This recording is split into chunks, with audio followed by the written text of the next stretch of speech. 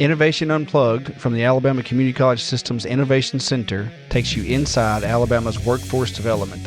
Join us for enlightening conversations with community leaders and industry experts showcasing experiences, addressing key issues, and celebrating successes in the workforce initiatives across the state. Hello again. Welcome back to another episode of Innovation Unplugged. It's a production of the AECCS Innovation Center. My name is Houston Blackwood. I'm the workforce director for this group. And today in studio, I have Kaliah Dozier, director of marketing and corporate partnerships. And then online with us, because he is moving a million miles an hour, or as they say in his world, he is Oscar Mike. We have Dr. Ira Jones, who's the colonel and the director of intelligence and security for the Louisiana National Guard. But he also serves as the director of workforce development at Drake State Community and Technical College. Guys, both of you, we're so glad you're here. We're excited. Hey, well, thank you so much for having me. I know that it's quite a privilege to get a chance to talk to y'all this morning, so thank you again. Well, I can assure you, Doc, I don't know if I should call you Doc, Colonel, Ira, Sir.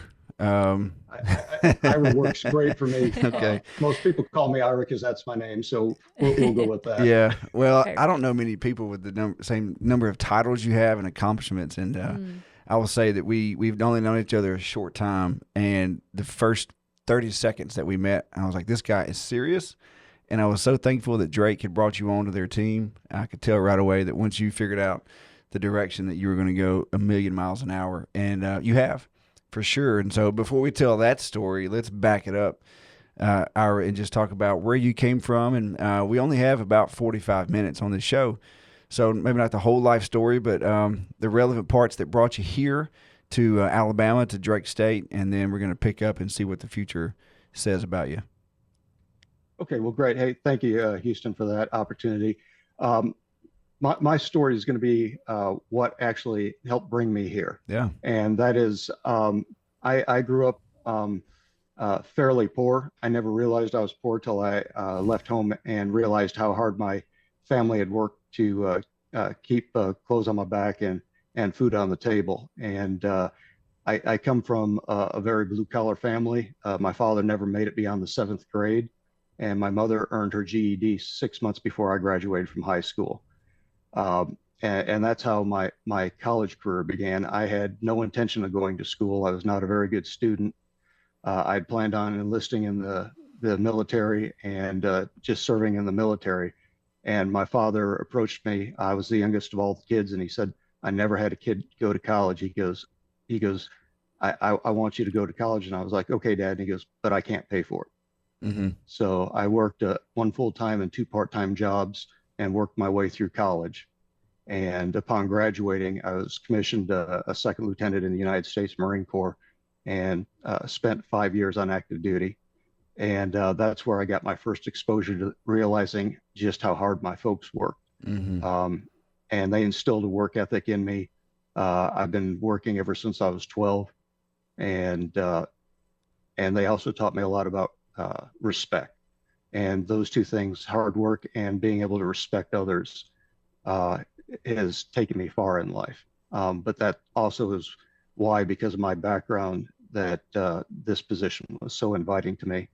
After I left active duty, I had become a police officer in Champaign, Illinois, and served there just slightly over 6 years, where in addition to being a patrol officer and a field training officer, I was assigned as a SWAT operator and a bomb technician. It was after 6.5 years there, I did a brief stint at Western Illinois University as a supervisor at their police academy, and then was hired by the FBI as a special agent. And the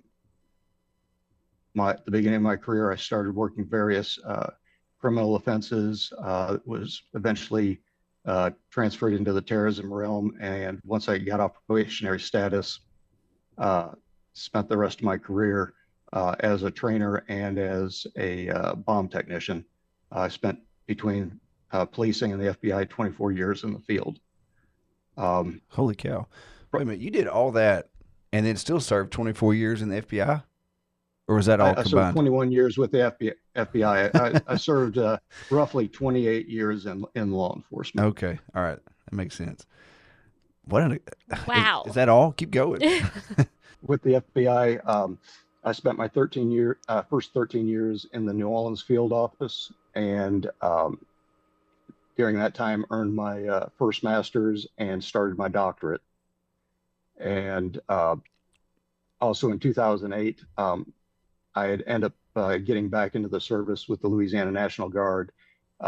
My first deployment actually to Afghanistan in 2005 was as an FBI agent attached to part of my time was with Third SF Group, and the rest of the time was with the Rangers. And uh, I forgot how much I enjoyed being around service members. Yeah. And so I decided it was time to get back in. So in 2008, transitioned over to the Louisiana Army National Guard and been serving ever since, deployed with them in 2011 and coming up to the last few years of my career with them. I don't know that we've seen somebody so accomplished. Certainly, we respect all of that and all that service. I didn't know all that, Me either. and I'm having a hard time processing the Mhm. depth of your experience. I knew you were very accomplished, but I didn't know all that. So forgive my lack of words. That's an uncommon thing for me. This is quite the impressive resume. So how in the world did you get connected to Drake State? And I mean, they're fabulous, but like, what brought you to Alabama to look for this?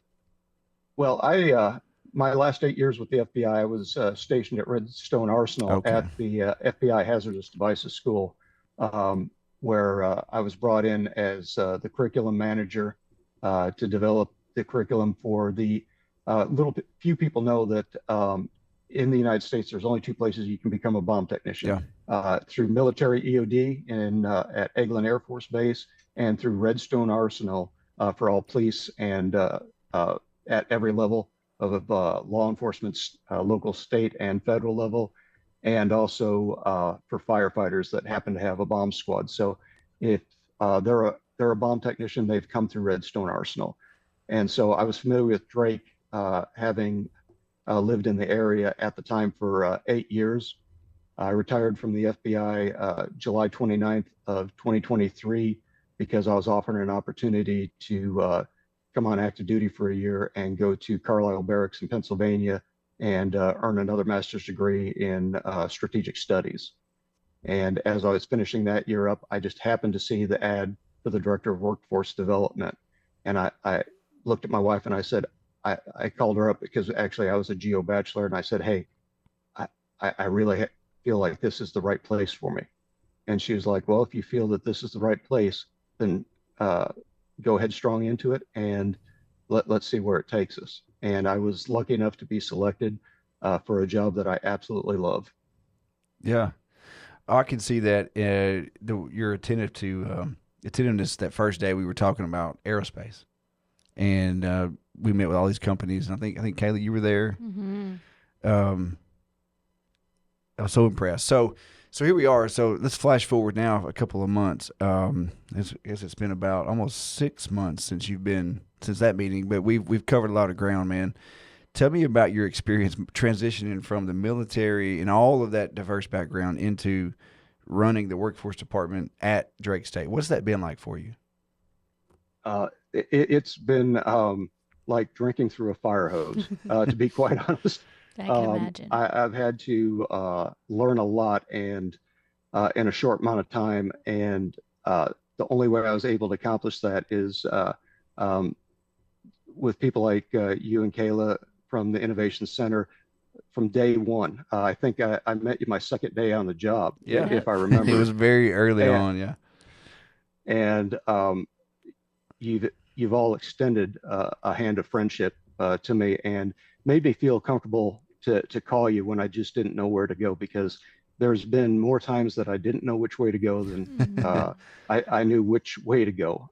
So every time I've needed some assistance, the Innovation Center has been there to offer some guidance, and many times I've even heard you guys say, well, have you thought of, which I learned early on from my senior NCOs, that when somebody approaches you and say, have you thought of, it meant you didn't think of it.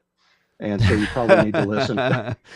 Well, okay, so maybe that's a fair statement, but the thing is, like, workforce in Alabama, workforce probably anywhere in the country is super complex right now because it's hot and everybody's trying to do it. And then in Alabama, the community college system is moving so fast, and we've seen, at this point, we've seen all of our colleges really do some crazy things and do some incredible projects with fantastic results. So it's easy for us to be like, hey, what about, because we've seen it done in other places, and maybe you just haven't seen it that way. So certainly you would have come around to it eventually, but we've just seen so much, man. But what happens, so you say that, but then what happens is when we say, have you thought of, like the next day you turn around and get this huge plan, or you've executed it, and then everything is on the shelf and organized and labeled, whatever, it's all done. So maybe the idea hadn't spurred yet, but the action is there. So that's the biggest thing.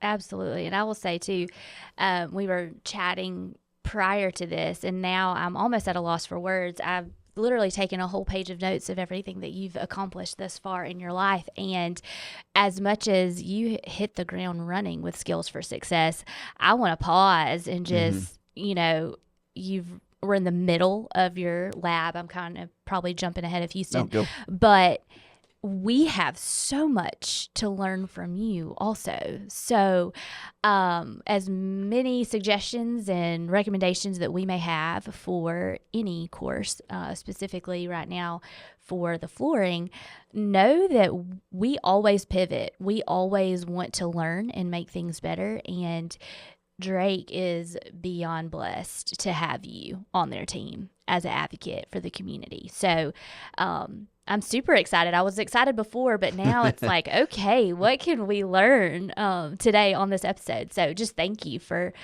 taking the time to explain all of that to us. Well, thank you for having me. It's been a wonderful experience, and I look forward to a long-term relationship with the both of y'all. Well, that's certainly the plan for all of us. I think we all love our jobs, and we were talking the other day at Drake in the middle of the laminate. Maybe it was the laminate lab, or it might have been the hardwood. But you were talking about your plan. I guess your 5 to 10 year plan. And you can tell that. But I want to frame that story with this question, and a story too, a quick description. So Drake Workforce has had a season of transition. That's a fair way to put it. And they've landed on you, thank goodness. So now, in your experience and all the accomplishments you've had, when you see a unit or a group that's had so much transition and really a lack of purpose, and I'm trying to be fair. I'm trying to cast blame on anything. It's just people have gone and done things, and they've moved away and they've taken different jobs, and so you're here now, and so you see this unit that has all these resources, all this ability. And now you're here on scene, and you've got all this background. So how do you take that situation and use your expertise, all your training, to actually craft it into a high-speed unit that's super high-functioning? I think that part of that comes from both the planning that I learned from the FBI and from the military. And what that is one of the things that I learned is that I have to represent my dream. And what I mean by that, and that might sound a little corny, but I have a vision for where I want to go.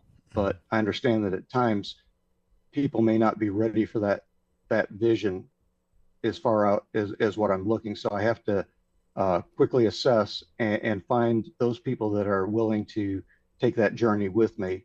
And I always approach it from a team concept. If it looks like I'm just trying to beat my chest for my own benefit, nobody's going to help me get there. Mm-hmm. What I need to do is find the people that have the same passion. And then I have to provide short-term goals that everybody can see, especially some short-term wins, quick wins on the board. But I have to make sure that everything aligns. And the hardest part is when you can see the potential, you tend to get anxious to make things happen. And one of the great parts of being older and already being retired is from one career is um, part of the reason for the lack of stability here at Drake is, and this is not a negative connotation towards anyone, you have to, in the community college or the university systems, you have to work your way through various levels Yeah. to rise within the organization. I took this job with this perspective of the fact that I'm not really worried about my own upward mobility. What I want to do is develop a program over the next 10 years that's self-sustaining with enough continuity that perhaps I'll be fortunate enough to hire somebody that I can train that'll eventually replace me when it's time to retire. I'm glad you said that. I was those are exact words you told me last week, and I certainly wasn't going to tell your story for you. But I think that when we listen back to this, and Dr. Sims hears this, and I know she knows that about you. You probably told her that too. I think that's going to be music to her ears, our ears. I think to all of ACCS that we got a champion, a fighter who's got lots of life, in the career, but he doesn't need to go anywhere. He doesn't need to build something else. He needs to build this one thing, and then that be his legacy, if you will, on top of other incredible accomplishments. So I love the quick wins, the short-term goals. But in your eyes, what's the 5-year mark? And we say this all the time. What are you toasting to in 5 years? And this is the last question we ask, but I'm curious, in 5 years, what does your division look like? You've got that new building coming. All which the I'm things. very excited about. We'll talk about that in a minute. But in 5 years, what have you accomplished? In 5 years, one of the things is right now we're a very small directorate, and one of the things that I was not aware of, I was aware my position had been vacant for quite some time. I did not realize my entire directorate was vacant when I took the job. So the whole department. part of that is I'm pretty good at playing the harmonica and using the bass drum at the same time, but it does get exhausting. So part of it is actually building a team. And so what I'm hoping is that soon I'll have a coordinator on staff, and then I'd like to, part of, as you're well aware with workforce, you have to justify your existence. So that means building enough partnerships and bringing enough training in to support bringing on additional people. There's not an endless flow of money. The money has to come from somewhere, and that's through our tuition. And that's how we justify building the team. And what I need to be able to do is build a team that we can branch out, and opposed to one or two people trying to turn the ship. If you look at from a Navy perspective, there's many people on the bridge trying to make that ship go, and everybody has a job that they can focus on. And so that's part of my vision, is to slowly build a team over time within the next 5 years that this directorate then turns into its own division. Love it. So just for the listening audience, I'd say a year ago there was a department of 3, maybe 3.5 at Drake State Workforce.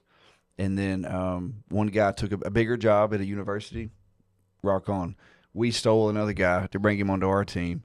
And then another lady took a different job. So it went from a very budding and emerging group.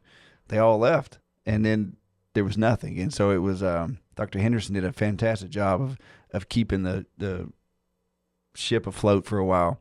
And then you came along. So I'd love to hear that.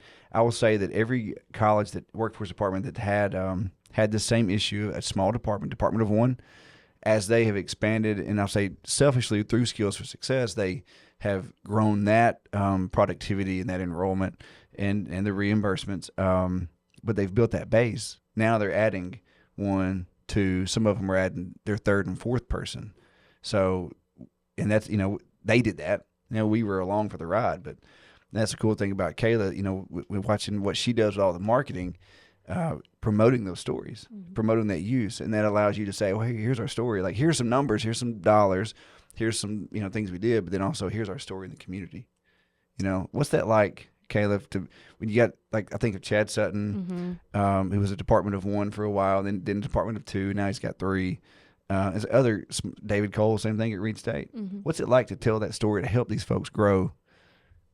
We constantly have goosebumps by all of the heartfelt stories that we get. And I'm going to give Daniel on your team, Owen, a plug because he jumped right in that first meeting that we had. And he honestly had not he had heard about Skills for Success, been a part of, outward conversations, but this was the first time that you guys were part of a pilot. And so I remember us having a conversation. He was like, hey, thank you. Like, this gives me an opportunity to connect with Ira. You are literally day 2.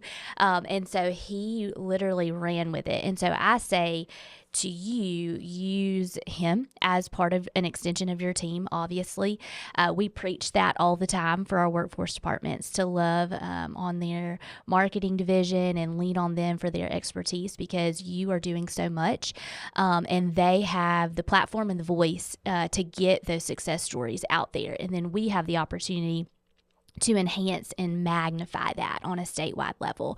You're focused on your community and getting the word out there.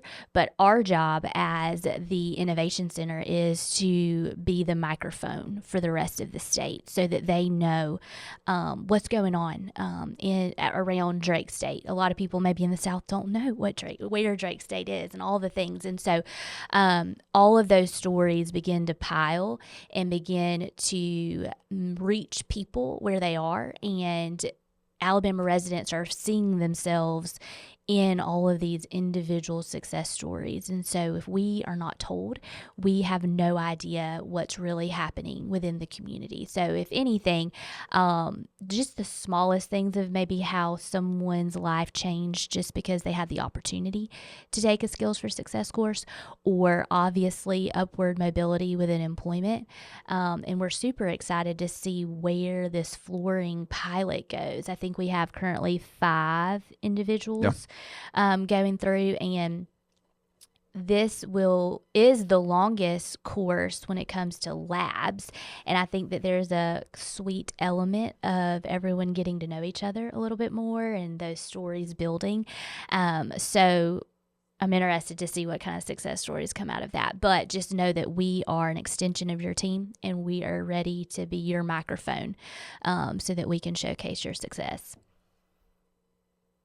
Well, first of all, I couldn't agree with you more about Daniel. His help has been invaluable to me. Matter of fact, one of the things that we did was created a workforce calendar that I put updates just in case I think I told him something. I like it. I didn't. He's able to track my movements as far as things that I have going on, just so that he can always be able to anticipate what the next thing is. And so we've had great communication, and at times when I'm trying to decide which way I want to go with something, he's been a great sounding board, and always looking at where the good news story is in whatever we're trying to do. So I'd first like to give that shout out as well to Daniel. He's been an incredible partner in all of this. And I would like to briefly talk about Skills for Success, though, because what many people don't realize is Skills for Success is really the lifeblood that helps Drake State workforce development survive. And the reason that I say that is 93% of the students here at Drake State, whether it's the traditional credit path or the non-credit workforce path, are on some sort of grant or scholarship. And almost all of that, what does that equate to? Well, that is because we specifically look, and this is something that goes with Dr. Patricia Sims, our president's belief that we have to find ways of making sure that students aren't going further in debt trying to get out of debt, because you never get out of that cycle. So those that are financially challenged, this gives them the opportunity to take classes, because for instance, Skills for Success has put forth this pilot for the flooring course. Those 5 individuals probably would not have been able to afford this course if they had not been given the opportunity through the state. And so that is truly a hand up. Some people talk about handouts. This is a hand up because a handout keeps you where you're at. A hand up moves you to your next set of skills with life-changing opportunities. You're right. That group is so for the listening audience. There's our flooring lab is actually our pilot is actually 4 different sections: hardwood, laminate, tile, and carpet. Not in that order. So the students are coming for 4 weeks on Thursday, Friday each week, and some of them staying overnight. One gentleman comes in from Tuscaloosa, so it's a 2.5-hour drive for him. He's coming in on Wednesday night or maybe early Thursday morning, but staying Thursday night. He has 8 children. And he is a flooring dealer, but he came to the course to try to figure out if it works for him. And so that guy's taking time out of his own life. And in that group also, there's a retired nurse turned tiny home contractor. There's another lady who's thinking about doing her own handyman job. I don't know what the term is, and I'm trying to be respectful, but she wants to be able to fix things and get paid to do it. And so, but it's really cool. Tell us what that dynamic is like in that group. I think Kayla referenced it, but these folks, they've spent now 32 hours together. They've eaten together, they've worked together, they've sweat together. You've got a retired Army veteran in that group trying to figure out his next stage in life. So what's that been like to watch those students? And they're grown folks, by the way. None of them are young. What's it been like to watch them? Well, it's always fun to watch a group, especially the first week when they're trying to feel each other out and everybody's overly nice. Now they've gotten to the point, of course, that they're poking fun at each other and having a good time. And you can tell that they have grown as a team. Now they're helping each other out. If they see somebody that's making a mistake, they feel comfortable to be able, hey, don't forget this or don't forget to do that. And it's not taken offensively either, because they realize that they're all trying to build one another up. And it is a great dynamic there. The transitioning nurse, one of the other parts of her story is her house recently burnt down. And so she's completely recovering. The veteran's a disabled vet that is making his transition off of active duty into a whole new career field. So it is really, it's touching to see how they've grown as from total strangers to friends that I'm going to go out on a limb and say that they're going to continue to talk with one another well past this as they build each other up as they make this transition.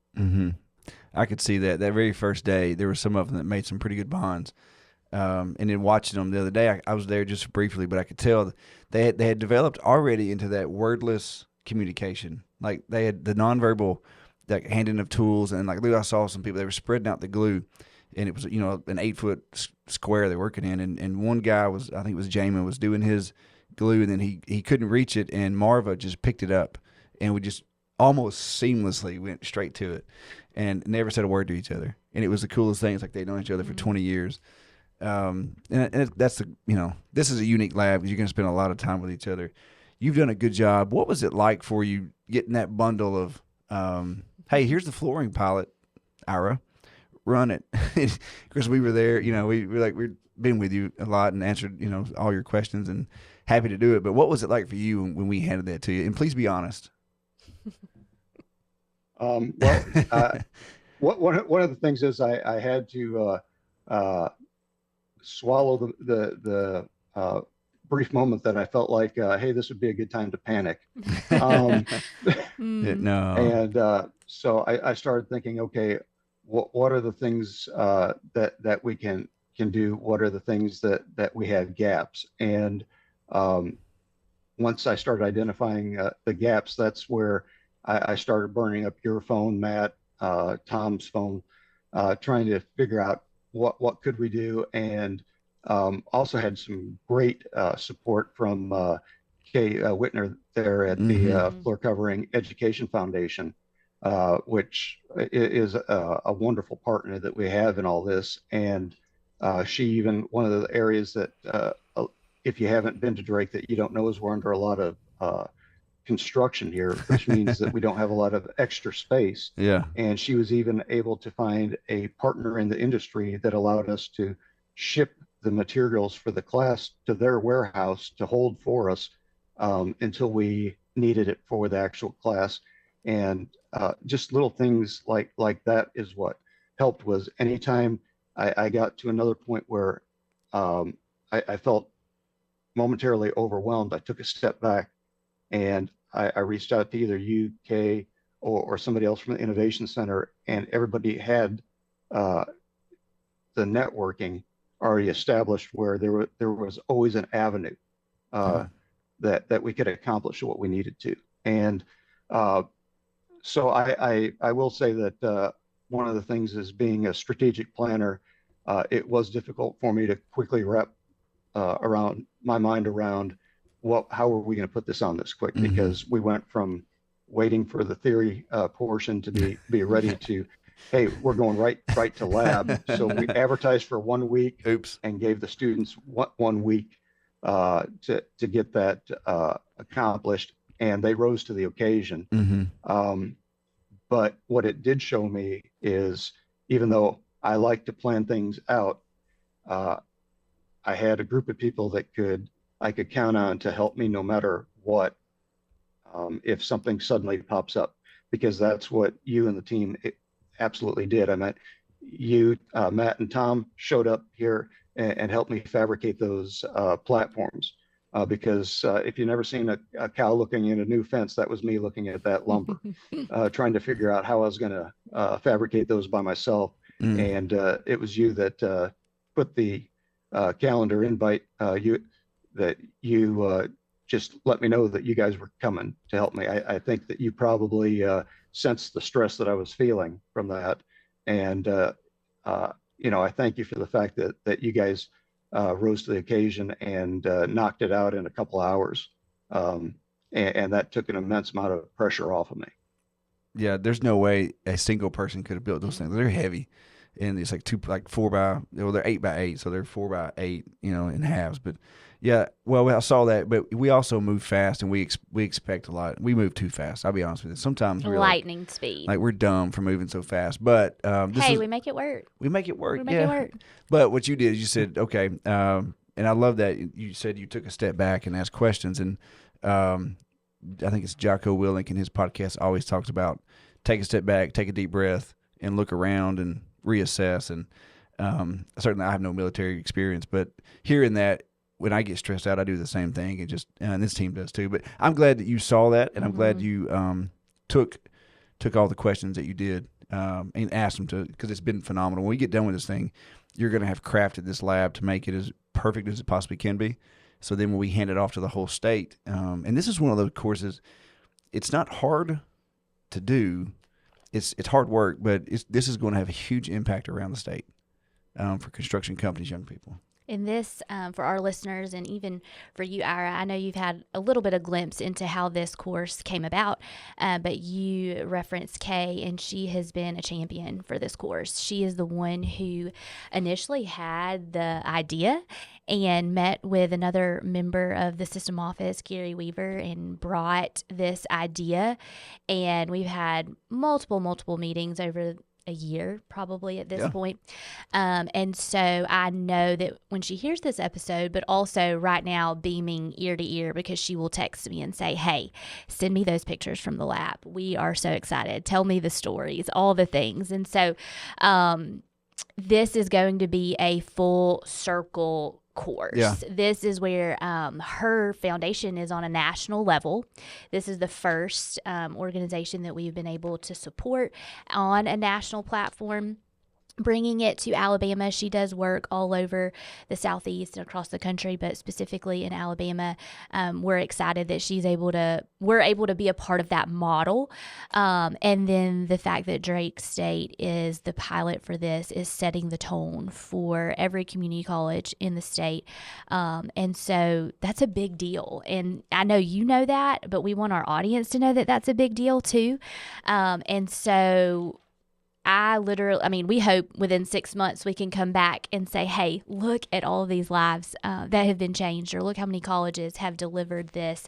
And the cool thing is that this course also can be coupled with multiple other skills for success courses for different bundles. And that just means more opportunities within your community to deliver training for that hand up, for those upskilled employees. So we're ready. Yeah.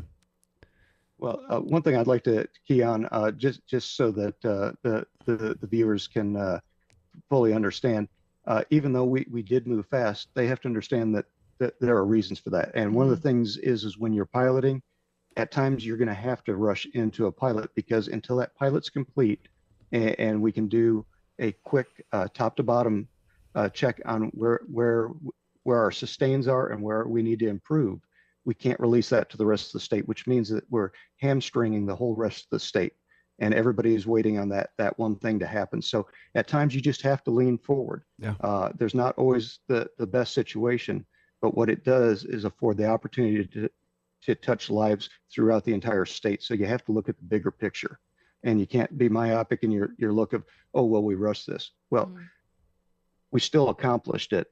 And from that, we have a lot of great feedback that is going to shorten the time frame before the entire state can have access to this. So taking, once again, and that taking the step back and looking at the 30,000 foot view is understanding that at times, yes, things happen very, very quickly. Why? Because it later will benefit everybody when we're able to make those little corrections and move forward.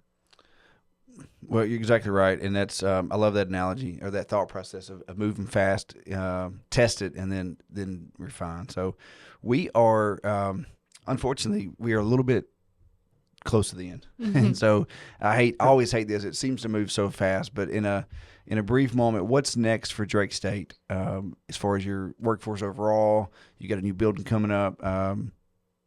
What's happening? What does the world need to know about Drake State? Well, first of all, I'm going to key on the new building. I can't wait for that to be up and running. I got to go a couple months ago to Gadsden campus and got to see it, and I believe Sneed's just opened up last week. So excited for them as well.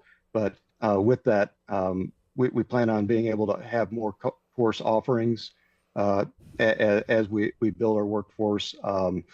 We're getting ready to launch another Huntsville Utilities that I spoke with you about, and Daniel and I are going to start advertising on graduation days our first media release about cohort 2 for the flooring that we plan on starting in late January, and then we're going to really hit a hard rush beginning 1 December, and then remind everybody after the holidays that's coming up, so that we can start with the theory portion at the end of January and roll right in through that. And then one of the things that I shared, I believe, with you, Houston, is during the fall and the spring terms, I'm looking at those non-traditional students, those people that already have jobs, and I'm trying to push things to nights and weekends to be able to help those people upskill. And then we will focus the summer terms on those fresh high school graduates that are not wanting to incur college debt, and they want to get out into the workforce, and we're going to make that avenue happen for them. That concept, I've been thinking about that off and on. You're taking the daytime for the incumbent workers who are getting paid to do it.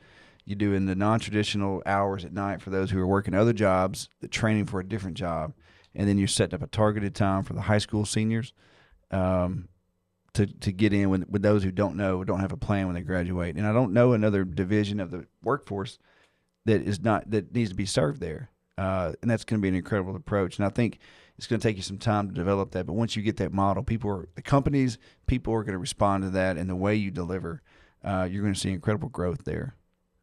I believe it. Well, thank you. I'm excited. And once again, I could not do it without the support of the Innovation Center. Well, we thank you for that. We'll take your compliment, but we are just a bunch of ideas and products, and you guys are the ones that deliver, around the state, all the colleges. So without you guys to deliver it, we're just a bunch of ideas, really a bunch of dreams. So we do need to go. Dr. Ira Jones, International Man of Mystery. Can we call you the Dos Equis man, the most interesting man in the workforce?